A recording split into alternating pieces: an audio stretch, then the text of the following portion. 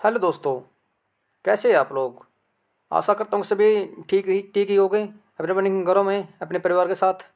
तो दोस्तों, कल से मेरे पास बहुत ज़्यादा कमेंट आ रहे हैं कि सर क्या मैं एक ही पोस्ट के अलग अलग स्टेटों में फॉर्म अप्लाई कर सकता हूँ, कि क्या सर मैं तीनों पोस्ट एक साथ अप्लाई कर सकता हूँ। देखो दोस्तों, सभी सभी के मन में यही डाउट है कि क्या सर मैं एक से ज़्यादा पोस्ट अप्लाई कर सकता हूँ। इसमें 3 प्रकार की पोस्ट दी हुई है: MTS, UDC और स्टेनो। कई बच्चे ऐसे हैं जो तीनों पोस्टों के एक साथ अप्लाई करना चाहते हैं फॉर्म। और कई बच्चे ऐसे हैं जो अपने स्टेट से बाहर फॉर्म अप्लाई करना चाहते हैं। और कई बच्चे ऐसे हैं कि एक ही पोस्ट के अलग अलग स्टेटों में फॉर्म अप्लाई करना चाहते हैं। तो इन्हीं सभी सवालों का जवाब देने के लिए आज आपके सामने नई वीडियो लेकर आए हैं। तो दोस्तों, आपको इन सभी सवालों के जवाब दिए जाएंगे। तो दोस्तों, मैंने ये इसका ऑफिशियल नोटिफिकेशन निकाला है, जो आपको वीडियो के डिस्क्रिप्शन में मिल जाएगा। तो दोस्तों, इसके पार्ट नंबर 10 में चलते इसके नोटिफिकेशन के। तो वहाँ पर देखो हमें क्या मेंशन किया हुआ है। चलो चलते हैं पार्ट नंबर 10 में। इसके 10 नंबर पेज पर चलते इसके 10 नंबर पेज में हमें सब कुछ बताया हुआ है। ये देखिए दोस्तों, इम्पोर्टेंट इंडक्शन टू कैंडिडेट, कि जो कैंडिडेट है फॉर्म भरने वाला है उनके लिए महत्वपूर्ण सूचना यहाँ पर दर्शाई गई है। तो दोस्तों, यही जो ESIC ने अपने नोटिस में डाला है, यही इसका मैन हेड पेज है। तो यूट्यूबर क्या करते हैं कि ज़्यादातर तो पोस्ट के बारे में बता देते हैं, कितनी पोस्ट आई हुई है, कौन सी पोस्ट आई हुई है, इसकी एग्ज़ाम पैटर्न क्या हुआ, कितने मार्क्स का पेपर आएगा, इसके बारे में। लेकिन इन इंट्रोडक्शन को कोई नहीं बताता। जो यही आपका इसी अगर आप इनको नहीं पढ़ते तो आपका फॉर्म गलत हो जाएगा। तो दोस्तों चलो इनको देखते हैं। सबसे पहली है, candidate must apply online through the website. तो आपको सिर्फ WWESIC वेबसाइट के थ्रू ही आपको अप्लाई ऑनलाइन करना होगा। Mode of application will be accept, इसी के द्वारा आपकी एप्लीकेशन प्राप्त की जाएंगी। Application issued through the other mode of notification, अगर आप किसी दूसरी साइट से एप्लीकेशन ऑनलाइन अप्लाई करते तो आपको वेबसाइट नहीं की जाएगी। उसके बाद चलो चलते हैं इसके बी पॉइंट पर। After submit the online application, आपको एप्लीकेशन सबमिट करने के बाद the candidate are required take print of the finally submit. आपको फॉर्म पूरी तरह अप्लाई करने के बाद, फाइनल सबमिट करने के बाद online application and train the same with them, आपको इसका प्रिंट आउट ले लेना है। और उसके बाद एक तो point C, candidate are not required to submit the ESIC either by post. आपको जो ESI का फॉर्म है आपको किसी पोस्ट के द्वारा बाय हैंड और फिजिकली द्वारा द प्रिंट आउट ऑफ इधर ऑनलाइन अप्लाई, आपको ऑनलाइन अप्लाई करने के बाद कहीं भी पोस्ट बाय पोस्ट के द्वारा भेजने की आपको ज़रूरत नहीं है। They will be rejected to the submit print out of online application along with document sport there eligibility ETC letter stage. आपको सिर्फ जब आपकी डॉक्यूमेंट वेरिफिकेशन की जाएगी उसी टाइम आपको ये प्रिंट आउट देखा जाएगा। तो दोस्तों, कहने का मतलब है कि आपको सिर्फ ऑनलाइन मोड के द्वारा ही एप्लीकेशन ESI की साइट पर अप्लाई ऑनलाइन करनी है। और आपको वो अप्लाई ऑनलाइन करने के बाद प्रिंट आउट आपके अपने पास संभाल कर रखना है, वह कहीं भी वो डाक द्वारा भेजने की ज़रूरत नहीं है। उसके बाद पॉइंट डी पर चलते हैं।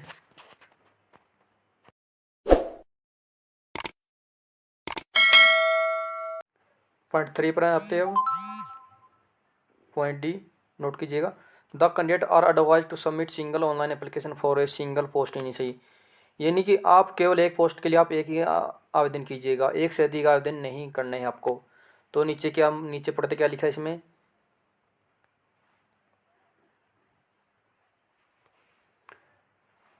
How if somehow he she submit multiple online application for the same post in one or more region state, he she must ensure online application with the higher application complete in all respect including फी।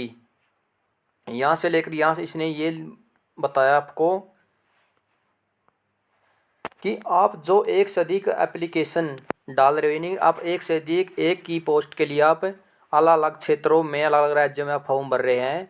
आप उनमें यह sure कीजिएगा कि आपने जो जो आपने farm सबसे लास्ट में अप्लाई किया है, जो फार्म आपने सबसे लास्ट में अप्लाई किया है वह फार्म पूरी तरह से पूर्ण हो और उसमें आपको फ़ी पे की हुई हो, यानी कि आप उसमें फ़ी कटवा दी हो और आपको वो रजिस्ट्रेशन सक्सेसफुल हो चुका हो। नहीं तो जैसे कि आपने पहले हरियाणा में अप्लाई कर दिया और उसके बाद आपने पंजाब में, फिर आपने यूपी वाला स्टेट अप्लाई कर दिया, अगर आपका जो लास्ट में यूपी में आपने अप्लाई किए हैं अगर उसकी आपने फ़ी नहीं कटवाई तो आपके आवेदन वो रिजेक्ट कर दिया जाएगा। पहले दोनों आवेदन भी आपके रिजेक्ट किए जा सकते हैं। आगे पढ़ते हैं क्या लिखा है। The application who submit multiple online application for the same post in one or more region state should not only a single online application with higher application number shall be entered by the SC. इसमें भी इस point को आप ध्यान से note कीजिएगा। अगर आपने एक से अधिक आवेदन किए हैं तो एक ही पोस्ट के लिए, अगर आपने एक ही पोस्ट के लिए एक से अधिक आवेदन किए हैं, अगर आप पहले दो, यदि आपने 3 आवेदन किए हैं, पहले 2 आवेदनों में आपने फीस कटवा दी है और तीसरे आवेदन आपने आवेदन करके फीस नहीं कटवाई है, तो आपके पहले 2 आवेदन तो आपके वैसे ही रिजेक्ट हो जाएंगे और बात रही तीसरे की, तीसरा आवेदन आपका फीस ना कटने का ना रिजेक्ट हो सकता है, रिजेक्ट हो ही जाएगा। इसलिए आप केवल एक पोस्ट के लिए एक ही आवेदन कीजिएगा। इस पॉइंट इसमें भी यही बोला गया है। फिर आप मत कीजिएगा कि किस तरह आपने बोला था कि आप एक से अधिक आवेदन कर सकते हैं, नहीं, बिल्कुल भी सिर्फ एक पोस्ट के लिए आप एक ही आवेदन करना, ये ऑप्शन नोटिस में बोला है स्पेशल। और आप कहो कि हमने फ़ीस कटवा दी थी पहले 2 आवेदन की, तो आपने फ़ीस कटवा दी थी पहले 2 आवेदन की, तो इसमें बोला है जब कि लास्ट वाला आवेदन आपका एक्सेप्ट किया जाएगा उसमें आपकी फ़ीस नहीं कटी हुई है तो आपको रिजेक्ट हो जाएगा सभी। यहाँ पर बोला हो नोटिस में hire application number shall be enter by the SIC. आपका जो हायर एप्लीकेशन नंबर, जो आपका लास्ट वाला हायर एप्लीकेशन नंबर, उसको ही एसआईसी साइट एक्सेप्ट करेगी ओनली। पहले दोनों आपके पहले जो आपने 2 या 3 आवेदन भरे आपको वो रिजेक्ट कर दिए जाएंगे। उसके बाद देखते हैं वन और मोर, अगर आपने कितने स्टेटों में भर दो, आपका सिर्फ एक ही होगा एक्सेप्ट, लास्ट वाला, लास्ट स्टेट नंबर आपने वही आपका एक्सेप्ट होगा। Fee paid against one application number shall not be just again any application number. यानी कि आपने अगर 3 आवेदन किए हैं एक ही पोस्ट के लिए तो आपने पहले 2 की फीस डाल दी है और आखिरी की जो आपने तीसरा आवेदन किया है मान लो उसकी आपने फीस नहीं भरी है, तो पहले 2 की फीस आपको तीसरे में एडजस्ट नहीं की जाएगी, तो आपके तीनों आवेदन रिजेक्ट हो जाएंगे। इस बात को आप गौर करना। यही आपका सवाल था, सबसे ज़्यादा सवाल मेरे पास इसी के लिए लेकर आ रहे हैं। उसके बाद हम ई पॉइंट पर आते हैं। इसमें क्या बोला देखो, candidate can apply for more than one post UDC steno MTS in same different region. तो इसको पॉइंट में देखते क्या कि बताता हूँ आपको। देखो इसमें क्या बोला कि पॉइंट ई में एक candidate can apply for more than one post UDC steno MTS in same different region state, कि आप यूडीसी स्टेनो एमटीएस इन सभी पोस्ट के लिए आप एक ही स्टेट में, अलग अलग स्टेट में, क्षेत्र में आप अलग अलग आवेदन कर सकते हो।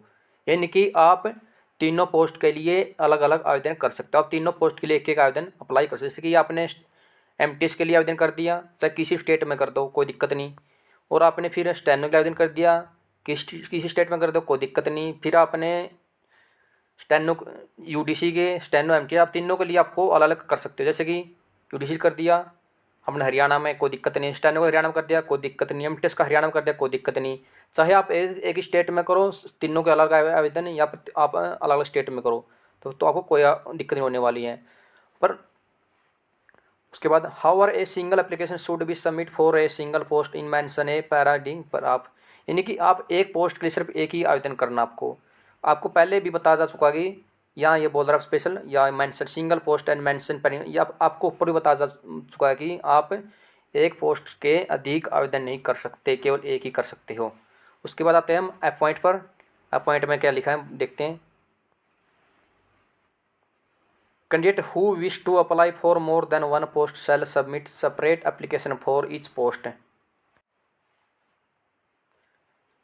Candidate who wish to apply more than post submit separate application for each post. इसमें बोला गया कि यदि कैंडिडेट एक पोस्ट के लिए, यदि एक से अधिक पोस्ट के लिए आवेदन करना चाहता है तो वह आवेदन कर सकता है, लेकिन सभी के लिए आपको अलग अलग एप्लीकेशन डालना होगा। जैसे एमटीएस के लिए अलग आपको एप्लीकेशन डालना होगा, अप्लाई फॉर्म करना होगा, और यूडीसी के लिए आपको अलग से फॉर्म भरना होगा, अलग से फीस कटवानी होगी। यूडीसी लिए आपको अलग से फॉर्म भरना और अलग से फीस कटवानी होगी। उसके बाद आता है पॉइंट नंबर जी। इसमें देखते हैं application 1 submit can not be modified, hence almost care should be taken to furnish the correct detail before submit the online application। कि आपको सभी, अगर आपने एक बार आवेदन कर दिया तो उसमें बाद में मॉडिफाइड नहीं किया जा सकेगा, यानी कि उसमें कोई करेक्शन नहीं किया जा सकेगा। Once almost care should be taken to furnish the correct detail before submit the online application, यानी कि आपको लास्ट सबमिट करने से पहले आपको ध्यान से एप्लीकेशन अपनी पढ़ लेनी है और ध्यानपूर्वक आपको उसको फॉर्म को अप्लाई करना है। उसका बाद में कोई करेक्शन नहीं किया जाएगा और आपको बहुत प्रॉब्लम का सामना करना पड़ सकता है। उसके बाद the candidate are advise to keep their personal email ID और mobile number active as all correspondence printing into exam will be communicated in on mail address and mobile number provided at the time of filling online application। कैंडिडेटों को सलाह दी जाती है कि अपना email ID, mobile number सही से डालेगा। अगर आप किसी शॉप या दुकान पर फॉर्म बनाने के लिए जा रहे हैं तो आप वहाँ भी अपनी ईमेल आईडी देना है। दुकान कई बार क्या करता है, दुकान वाला शॉप वाला अपनी आईडी डाल देता है, ईमेल आईडी। वो आपको ऐसा नहीं करना है, क्योंकि जो इसमें बाद में आपको भी जो आपको ज्वाइन लेटर आएगा, आपका कॉल लेटर आएगा, वो आपकी मेल आईडी के थ्रू ही आपको आएगा और आपको इसी थ्रू ही एग्ज़ाम डेट के बारे में सूचित किया जाए। इसलिए आप ध्यानपूर्वक ईमेल आईडी डालें आपकी। उसके बाद बात करते हैं अगले पॉइंट की। Candidate are advise the their on interest to apply online much before the close date. Candidate अपना ऑनलाइन फॉर्म लास्ट डेट से पहले ही अप्लाई कर दे। Wait the last date to avoid the possibility of disconnection, कि आप last date का wait मत कीजिएगा। Failure to log on HTIC, क्योंकि आपको लास्ट टाइम में साइट बिजी होने का खतरा रहता है। इस और आप यह आपके लिए अच्छा होगा कि आप लास्ट डेट का इंतज़ार किए बिना आप फॉर्म अप्लाई कर दे जल्दी से जल्दी। डाउनलोड ऑफ कॉल लेटर, इस पॉइंट में आते हैं हम। The candidate who have visit the application website for downloading call letter for online test intimation of downloading call letter also be sent through the email SMS once.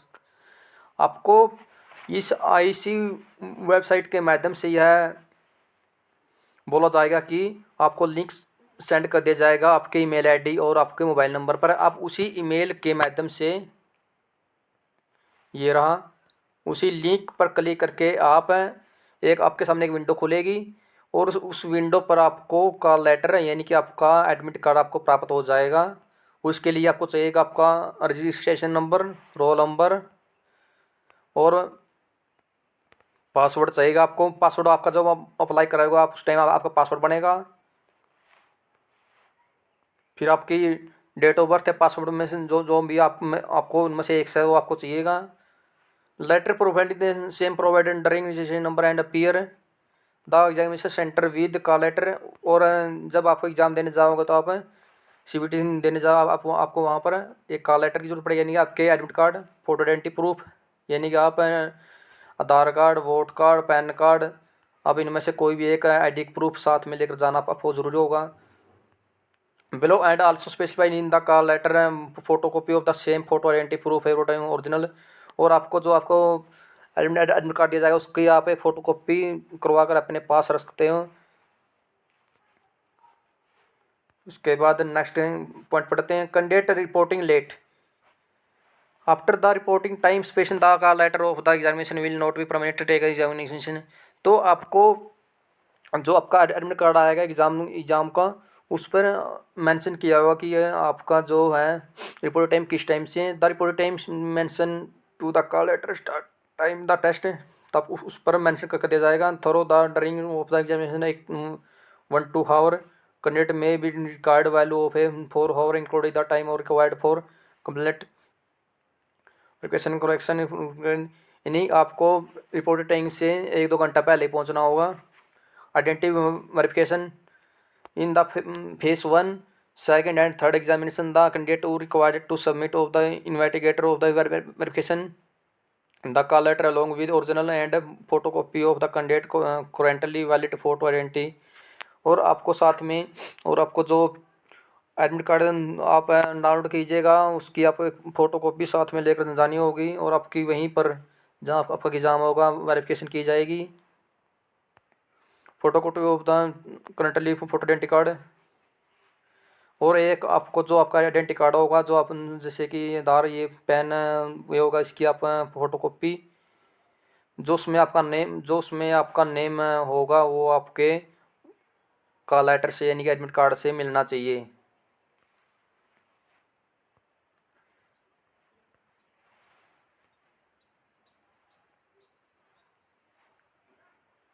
बस आगे इसमें यही बोला गया, आगे कोई खास नहीं बोला गया है। issued by the gazetted officer and official along with the photograph or identity issued by the people in an official letterhead।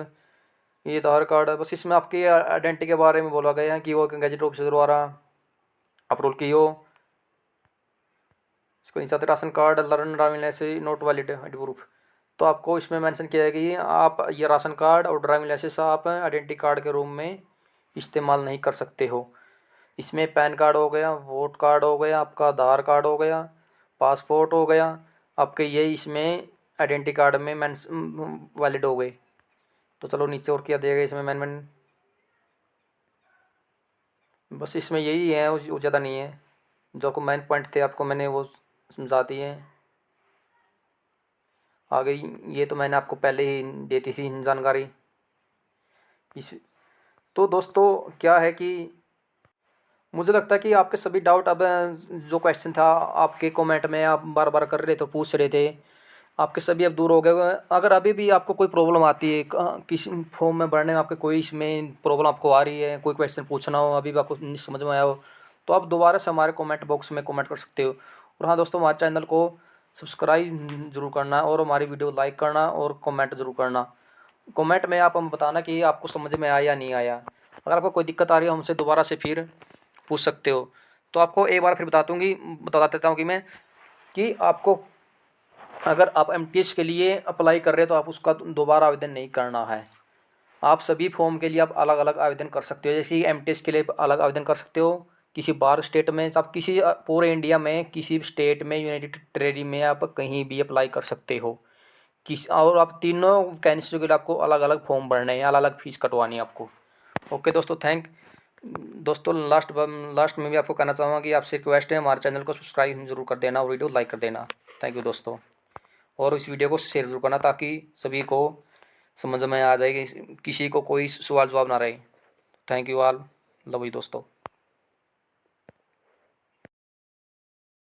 और नीचे जो वो सब्सक्राइब का बटन है ना, उसको हिट करो, जल्दी से करो सब्सक्राइब।